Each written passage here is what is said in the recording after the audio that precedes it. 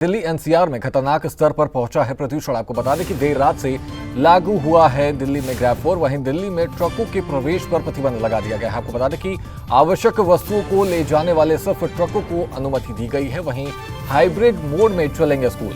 आपको बता दें कि दिल्ली में देर रात से ही ग्रैब 4 लागू कर दिया गया है और ट्रकों के प्रवेश पर प्रतिबंध लगा दिया गया है। वहीं हाइब्रिड मोड में चलेंगे स्कूल। आपको बता दें कि आवश्यक वस्तुओं को ले जाने वाले सिर्फ ट्रकों को अनुमति दी गई है।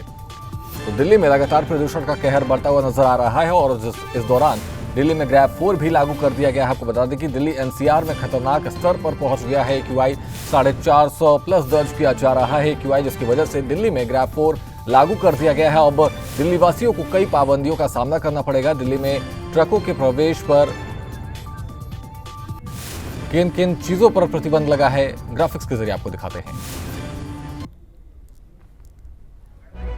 किन किन चीजों पर प्रतिबंध लगा है। दिल्ली के बाहर आने वाली चीजों पर ट्रकों की एंट्री पर बैन रहेगी। जरूरी चीजों और सेवाओं देने वाली ट्रकों पर भी प्रतिबंध नहीं है। वहीं CNG इलेक्ट्रिक और BS6 डीजल ट्रकों की एंट्री हो सकेगी।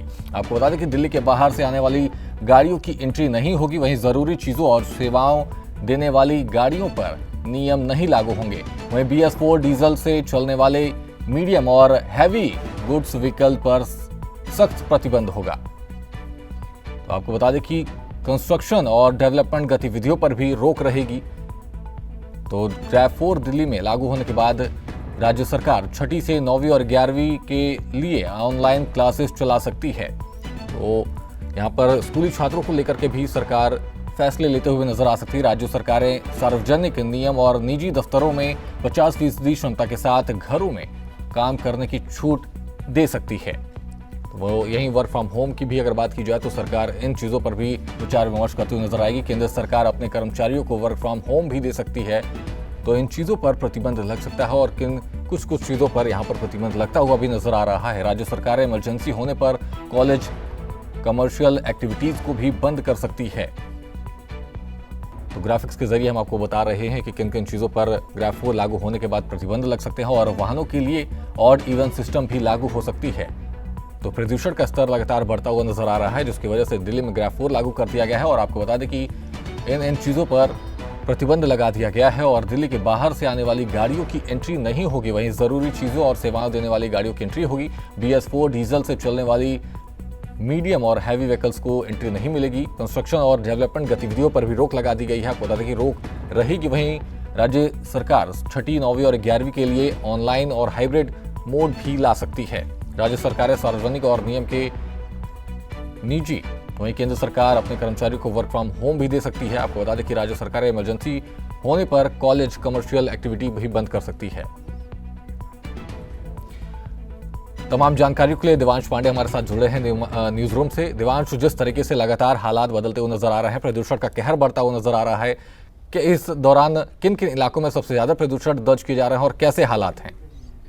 जी बिल्कुल शिवम, अगर बात करी जाए राजधानी दिल्ली की तो कहीं ना कहीं जिस तरीके से भारत की राजधानी दिल्ली और NCR का जो AQI है वो अब खतरनाक की श्रेणी में पूरी तरीके से आ चुका है। और बात करी जाए इस वक्त पाबंदियों की तो कहीं ना कहीं ग्रैब 4 की जो पाबंदियां हैं वो शनिवार देर रात से ही तत्काल प्रभाव से लागू कर दी गई, जिसके अंतर्गत जो भारी जो हैवी गुड्स व्हीकल होते हैं वो अब कहीं ना कहीं राजधानी दिल्ली और NCR में हमें देखने को नहीं मिलेंगे। BS4 और BS4 से नीचे की जो गाड़ियां हैं वो अब हमें राजधानी दिल्ली में देखने को नहीं मिलेंगी। CNG और E व्हीकल्स ही अब हमको राजधानी दिल्ली और NCR के क्षेत्र में देखने को मिलेंगे। चूंकि AQI की बात करी जाए तो AQI जो है अब खतरनाक की श्रेणी पे आ चुका है। चूंकि AQI कहीं ना कहीं अब 500 के आसपास देखा जा रहा है। अगर हम बात करें सबसे ज्यादा प्रभावित क्षेत्रों की तो राजधानी दिल्ली में अगर हम बात करें सबसे पहले तो आनंद विहार, उसी के साथ साथ ITO, पहाड़गंज, ये वो तमाम इलाके हैं जहां का IQ लगभग 500 के आसपास दर्ज किया गया। तो कहीं ना कहीं 500 AQI जो है वो अपने आप में ही काफी ज्यादा खतरनाक माना जाता है। चूंकि जिस तरीके से आज की बात करी जाए तो आज रविवार को स्मॉग और कोहरा दोहरी मार जो है वो राजधानी दिल्ली की जनता को कहीं ना कहीं झेलनी पड़ रही है। चूंकि लगातार AQI जो है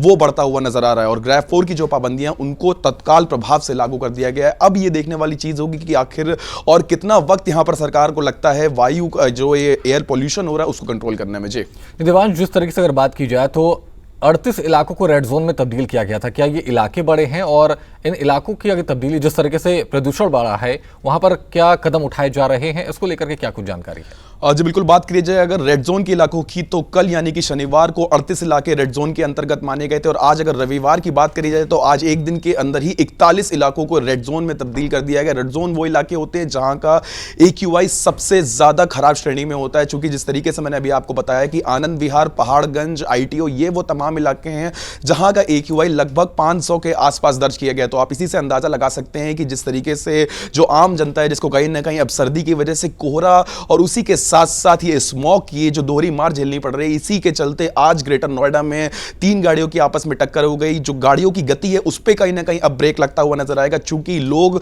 अब अपनी हेडलाइट चलाकर धीरे धीरे गति में गाड़ी चला रहे हैं। चूंकि AQI तो बढ़ा हुआ है, उसी के साथ साथ कोहरे की जो मार राजधानी दिल्ली की जनता को झेलनी पड़ रही है, उससे कहीं ना कहीं जनता काफी ज्यादा परेशान है। और उसी के साथ साथ सांस लेने में दिक्कत और परेशानी का सामना करना, आंखों में जलन, प्रेग्नेंट महिलाओं को सांस लेने में दिक्कत और अस्थमा के जो पेशेंट्स हैं उनको कहीं ना कहीं दिक्कतों का सामना करना पड़ रहा है। इसी के साथ साथ आपको बता दें कि स्वास्थ्य विभाग लगातार तमाम गाइडलाइंस जारी कर रहा है कि जितना आवश्यक हो उतना ही घर से बाहर निकले, अपने खिड़कियों को, दरवाजों को जितना अधिक से अधिक हो सकता है उतना बंद रखें और जितना आवश्यक हो उतना ही जाएं। चूंकि इसी के साथ साथ आपको बता दें कि जो स्कूल्स हैं, जो कि जूनियर क्लासेस हैं, सीनियर क्लासेस हैं, वो अब कहीं ना कहीं हाइब्रिड मॉडल में हमें चलते हुए दिखाई देंगे। सरकारी जितने भी ऑफिसेज हैं वो अब कहीं ना कहीं 50% अपने कर्मचारियों के साथ काम करेंगे। ऑल्टरनेटिव शिफ्ट कहीं ना कहीं हमें देखने को मिल जाएंगी कई जगहों पर। और जिस तरीके से ये AQI अब लगातार बढ़ता हुआ जा रहा है, ये कहीं ना कहीं चिंताजनक मामला बनकर के सामने आ रहा है। जी बिल्कुल देवांश, जिस तरह से अगर बात की जाए तो लगातार प्रदूषण का कहर बढ़ रहा है, तो क्या जो ग्रैब 4 लागू किया गया है इनसे किन किन चीज़ों पर रोक लगाई गई है और क्या प्रतिबंध है,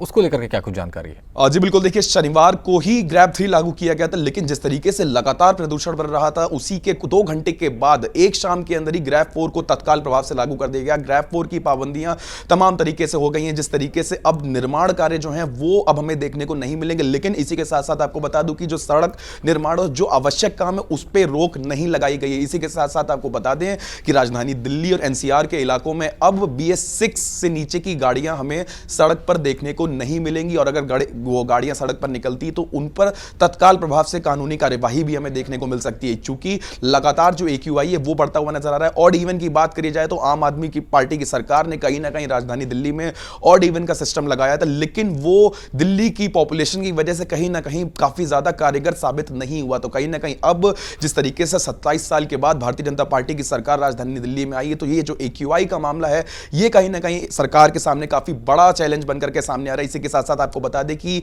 ITO की बात करी जाए जहां का AQI लगभग 500 के आसपास दर्ज किया गया, वहां पर सरकार ने बिजली के खंभों में वाटर स्प्रिंकलर लगाए हैं, चूंकि वो लगातार जो पानी है वो हवा में छोड़ा जा रहा है, जिससे कहीं ना कहीं प्रदूषण को काबू में करने का प्रयास किया जा रहा है। लेकिन जो AQI है वो अभी फिलहाल कहीं ना कहीं खतरनाक की श्रेणी में पूरी तरीके से माना जा सकता है, चूंकि राजधानी दिल्ली के 41 इलाके अभी भी रेड जोन में माने जा रहे हैं। जी देवांश, जिस तरीके से दिल्ली में ग्रैब 4 लागू किया गया है, रोजमर्रा की जीवन पर कितना असर पड़ेगा, आम लोगों पर कितना असर पड़ेगा, क्योंकि जो लोग डेली कमाते डेली खाते हैं उनके ऊपर कितना असर पड़ेगा, इस चीज को लेकर क्या कुछ जानकारी है? जी बिल्कुल शिवम, देखिए जिस तरीके से अभी मैंने आपको बताया कि आज सुबह सुबह ही सबसे पहले जिस तरीके से ग्रेटर नोएडा में स्मॉग और कोहरे की वजह से जो एक्सीडेंट है वो हमें देखने को मिले। यमुना एक्सप्रेसवे की मैं बात करना चाहूंगा, जो कहीं ना कहीं काफी एक मुख्य एक्सप्रेसवे माना जाता है, वहां पे भी हर साल हमें सर्दियों में एक्सीडेंट्स देखने को मिलते हैं और ऐसा ही कुछ इस बार भी हमें देखने को मिला। ग्रेटर नोएडा में आज 3 गाड़ियों का एक्सीडेंट हुआ जिसमें कई लोग घायल हुए हैं, क्योंकि स्मॉग और जिस तरीके से AQI लगातार बढ़ रहा है और जिस तरीके से कोहरा पड़ रहा है, तो लोगों को अब जो गाड़ियां हैं वो धीरे धीरे चलानी पड़ रही हैं। और उसी के साथ साथ आपको बता दें कि जो आम जनता है वो कहीं ना कहीं अब ये दिल्ली की जो जनता है वो अब दोहरी मार झेल रही है, चूंकि सर्दी की वजह से कोहरा और AQI की वजह से स्मॉग, ये दोहरी मार अब दिल्ली की जनता झेल रही है, जिसकी वजह से कहीं ना कहीं आम जनता काफी ज्यादा परेशान है। आंखों में जलन, चूंकि हर आदमी कहीं ना कहीं आंखों में जलन का जो है वो सामना करना पड़ रहा है। उसी के साथ साथ जो प्रेग्नेंट महिलाएं उनको कहीं ना कहीं ये बोला जा रहा है कि वो जितना आवश्यक हो उतना ही घर से बाहर निकले, चूंकि सबसे ज्यादा नुकसान उनको इस AQI से माना जा रहा है। और उसी के साथ साथ जो अस्थमा के पेशेंट्स है वो कहीं ना कहीं काफी ज्यादा इस वक्त परेशान है, चूंकि AQI लगातार बढ़ता हुआ जा रहा है और AQI अभी कहीं से भी गिरने का नाम नहीं ले रहा है। जी धन्यवाद देवांश तमाम जानकारियों के लिए।